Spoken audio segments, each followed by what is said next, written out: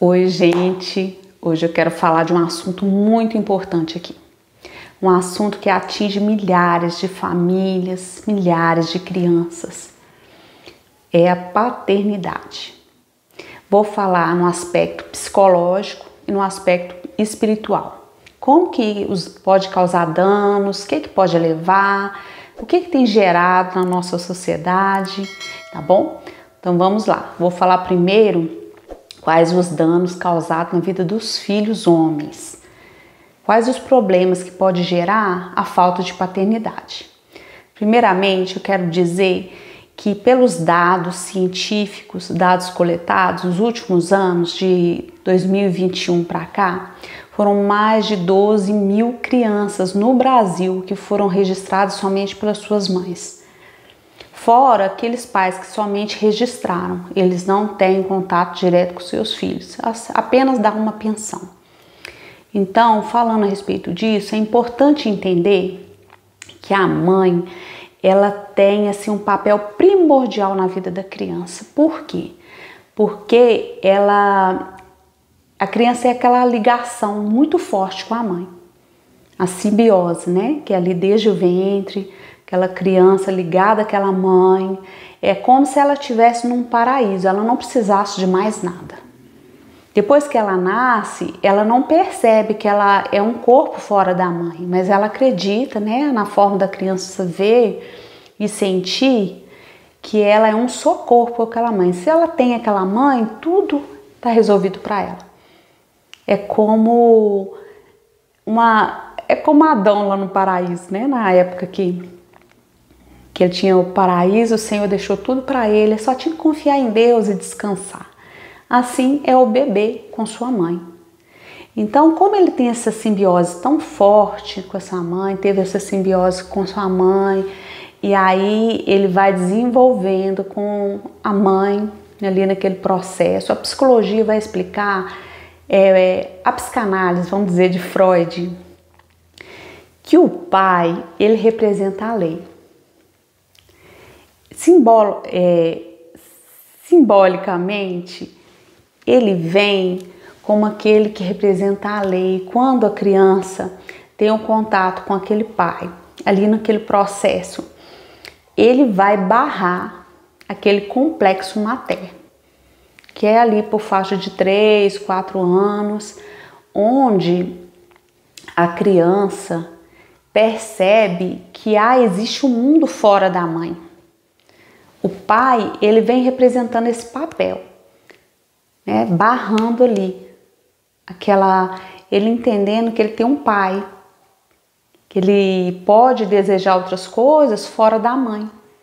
E é importante também no processo daquela mãe, porque para aquela mãe é como se aquela criança fosse a realização de tudo, se tornasse ela plena. Quando o pai entra, né, a imagem masculina ali entra, ela mostra, chamando aquela mãe, né, para ter um relacionamento com ele, ele está mostrando para aquela mãe que ela tem outros desejos, outras necessidades, que aquele filho é como se fosse uma ilusão, né? Porque toda mãe, se eu tiver um filho, eu estou plena. Então, naquele momento, aquela mãe se volta totalmente para aquela criança para aquela mãe. Então, quando o pai entra ali, é como se ele estivesse falando, estou aqui e tem uma vida fora disso, né, entre você e sua mãe. É quando a criança começa a se perceber como um indivíduo, fora daquela mãe. Então, a criança, até os seus 6 meses de idade, ela não percebe que ela é um corpo fora da mãe, né? Ela está totalmente voltada ali, a não ser quando a mãe deixa a criança, um caso específico. Mas o pai representa essa lei, representa simbologicamente esse representante da lei, aquele que barra, aquele que vai mostrar para o filho que tem outras alternativas, tem outro mundo lá fora dessa mãe, quebrando esse complexo materno, para a criança entender sua masculinidade. E aí, Isso pode acontecer também com uma criança que é órfã, que tem um representante paterno, que vai ser esse representante da lei, que vai barrar esse complexo materno, levando a criança a entender sua masculinidade, ter uma outra visão de mundo, porque até o momento a visão dela era só com a mãe dela. Era só para a mãe, voltado só para a mãe. E aí, quando isso não acontece, que pode ocorrer também não somente com pais que não moram com a sua família, mas pode ocorrer também com aqueles pais passivos, aqueles pais que não fazem seu papel paterno, que está dentro de casa, mas deixa a mulher governar, que deixa a mulher tomar conta de tudo e não faz barra esse complexo materno, intervindo ali, chamando a mulher para ele, né? É um momento que o marido, ele chama a mulher para estar com ele, porque ela precisa entender, porque muitas mulheres se voltam para os filhos, esquecem que tem marido, que tem uma outra vida fora desse filho. Então esse homem, ele entra nesse processo, e que é muito importante para essa criança. Quando essa criança começa a voltar para esse outro mundo, né? Esse mundo fora dessa mãe, é que acontece o desenvolvimento da masculinidade desse menino.